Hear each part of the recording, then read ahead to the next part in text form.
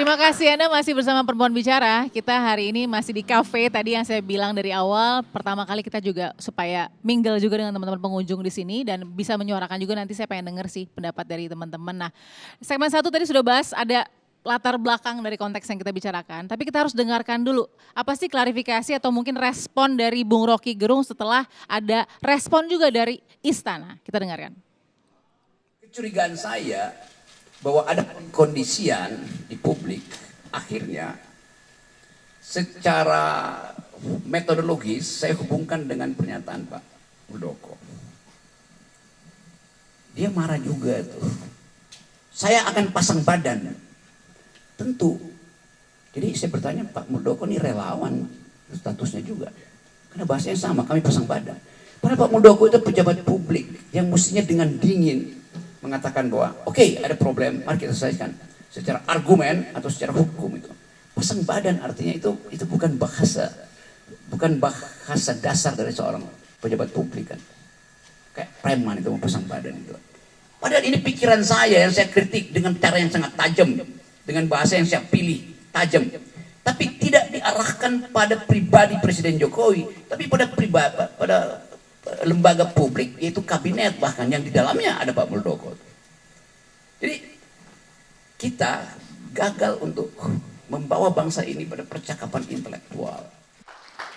Baik, tadi penjelasannya Bung Rocky tidak kepada pribadi Pak Presiden, tapi kepada pribadi personal atau di dalam justru lembaga, pribadi entitas lembaga atau kabinet itu sendiri yang dikritik. Saya mau mulai dari Uni Leli dulu. Silakan Uni, secara pakar komunikasi politiknya, seperti apa sih yang coba diramu oleh Bung Rocky dalam klarifikasinya juga gitu. Silakan. Ya, pertama saya ingin sampaikan kalau Mbak Husnul politik murni ya, politik. Kalau saya komunikasi politik. Jadi dia nisbat antara politik dan komunikasi. Jadi dengan pendekatan itu saya mencoba melihatnya berdasarkan perspektif keilmuan saya. Ya. Saya sama lamanya sama Mbak Husnul jadi dosen hampir 40 tahun gitu. Jadi artinya udah senior, kami berdua ini senior di sini ya. Jadi gini, dalam komunikasi politik itu berdasarkan hasil penelitian saya selama 30 tahun lebih itu, saya menemukan bahwa ada nuansa kekerasan politik itu tidak hanya berbentuk fisik, tapi juga bisa psikologis. Misalnya gini, karena kalau anak ilmu komunikasi itu dari awal dia masuk kuliah selalu diajarkan tuh. Bagaimana kita membedakan antara kritik dengan bahasa komunikasi. Karena sebenarnya dalam komunikasi politik itu diam pun berbicara. Ekspresi wajah, tarikan di bibir dan kening gitu, cara menoleh, semuanya berkomunikasi politik. Kalau saya mengatakan sama Balkis misalnya, Balkis saya suka jambu monyet. Lalu diksinya saya rubah, Balkis saya suka jambu monyet gitu kan.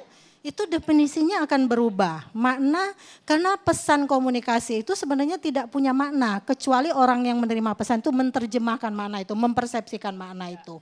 Nah karena itulah apa yang dikatakan Rocky Gerung itu menjadi seperti itu ya nuansanya. Kalau soal penghinaan bukan wilayah saya, itu wilayahnya Polda yang sudah diadukan. Saya melihatnya tentang kekerasan dalam komunikasi politik. Misalnya lagi, saya umpamakan dengan diri saya sendiri. Itu saya kan kulit saya tidak terlalu putih nih seperti Cheryl. Lalu orang bilang nih sama saya, Leli, kamu itu jangan pakai baju hitam, mirip dendeng batoko katanya gitu misalnya, istilah Padang itu kan. Nah, itu menurut saya menghina loh, mengumpamakan saya kalau pakai baju yang merah misalnya pakai kayak dendeng batoko. Tapi kalau misalnya dia bilang, Leli kamu kayaknya lebih cantik deh kalau pakai baju yang bukan berwarna merah, misalnya begitu. Jadi dalam komunikasi itu perbedaannya jelas. Jadi mana yang mengkritik, mana yang menghina. Jadi sebenarnya kita bisa menggunakan diksi-diksi yang lebih arif. Dalam pendekatan komunikasi juga itu ada namanya analisis wacana kritis. Itu pernah dipopulerkan oleh Tan Pandik gitu. Teks, konteks, dan kognisi sosial. Kita boleh dikati dengan pernyataan Rocky Gerung itu dengan 3 problem itu sebenarnya. Teksnya yang bisa dituliskan nanti dijelaskan ya oleh Mbak ini. Lalu kemudian konteksnya. Nah konteksnya itu seperti apa? Pasti kita kan orang membayangkan nih Rocky Gerung ini selama ini ngapain kalau ngomong tentang Jokowi. Jadi memori tentang Rocky Gerung itu sudah ada loh Mbak Balkis dan teman-teman. teman-teman mahasiswa semuanya juga.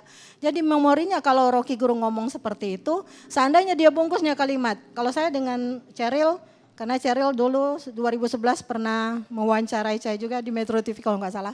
Terus dia bilang gini, misalnya ya, Cheryl gitu apa namanya, jangan gunakan baju, itu salah satu. Lalu kemudian kita bicara soal lain nih. Bajingan lu, masa punya gua lu embat, nah nggak akan tersinggung. Pasti nggak akan tersinggung, benar nggak?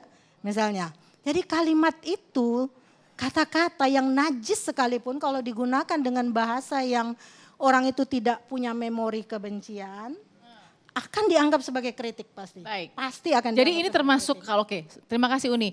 Berarti apa yang pernyataan Bung Rocky dianggap dugaan penghinaan atau tidak? Barangkali karena itu diadukan, Oke. ya barangkali. Ada unsur. Kalau soal penghinaan, tapi kalau dari lihat ilmu komunikasi politik, ini sudah kekerasan dalam komunikasi politik. Kekerasan dalam komunikasi politik. Oke, Kekerasan saya catat. psikologis. Kekerasan ya, psikologis dalam komunikasi politik. Oke, kalau Bu Nik gimana?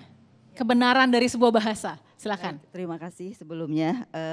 Saya ingin menenangkan dulu, tadi diskusinya seru sekali. Saya ingin mari kita sama-sama menyadari bahwa cinta dan kasih sayang itu akan menjulang lebih tinggi ketika kita akan kehilangan sesuatu.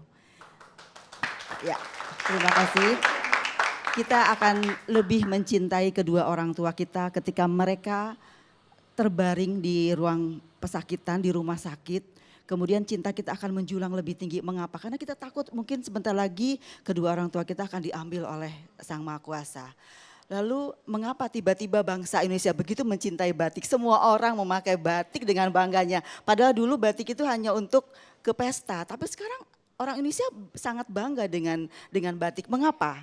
Karena kita takut batik sebagai warisan budaya kita akan diambil oleh bangsa lain, diakui oleh bangsa lain. Nah sekarang pertanyaannya adalah kapan kita akan mencintai bahasa Indonesia? Apakah akan menunggu dulu sampai negara lain berteriak bahwa bahasa Indonesia itu adalah bahasa mereka? Tentu tidak. Nah oleh karena itu mari kita sadari bahwa kasus ini muncul terkuak karena masalah bahasa. Ya. Oleh karena itu mulai hari ini mari kita sama-sama lebih mengenal bahasa Indonesia, lebih mencintai bahasa Indonesia dan lebih bangga pada bahasa Indonesia. Boleh tepuk tangan untuk bahasa Indonesia. Luar biasa nih, ini background yang penting tadi ya. Oke silakan, kalau soal Nah, kebenaran pernyataan. Sekarang mengenai penggunaan bahasa yang dilakukan oleh Bapak Rocky Gerung, ini seperti gunung es. Gunung es itu hanya terlihat yang ujungnya saja. Nah yang ujungnya saja itu adalah yang namanya lokusi. Lokusi itu bahwa setiap kalimat itu mempunyai informasi.